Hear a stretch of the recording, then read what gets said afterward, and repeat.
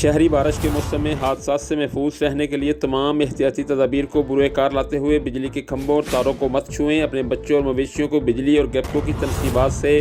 دور رکھیں اور کسی بھی جگہ ٹوٹی ہوئی یا خطرناک تار دیکھیں تو فوراً گیپکو کو اطلاع دیں۔ ان خیالات کا اظہار سی او گیپکو جاں محمد ایوب نے میڈیا سے گفتگو کے دوران کیا۔ اس حوالے سے سی او گیپکو کا مزید کہنا تھا کہ کپڑے خشک کرنے کے لیے لوہے یا کسی دھاتی تار پر مت پھیلائیں کیونکہ ان میں بآسانی کرنٹ آ جاتا ہے، اور اس کی جگہ رسی یا ڈوری استعمال کریں۔ بجلی کے کھمبوں اور ان کو سہارا دینے والی تاروں کے ساتھ یا ہائی ٹینشن تاروں کے نیچے مویشی ہرگز نہ باندھیں۔ پاؤں یا گیلے ہاتھوں سے بجلی کے سوئچ، تار اور دیگر آلات کو نہ چھوئیں۔ گیپکو چیف جاں محمد ایوب کا کہنا تھا کہ بجلی کی ناقص گھریلو وائرنگ سے نقص کو فوراً درست کروائیں، اور اگر کہیں بھی ٹوٹی ہوئی تار دیکھیں تو اس کے قریب ہرگز نہ جائیں بلکہ اس کی اطلاع گیپکو کی ہیلپ لائن نمبر 118 پر دے کر ایک ذمہ دار شہری ہونے کا ثبوت دیں۔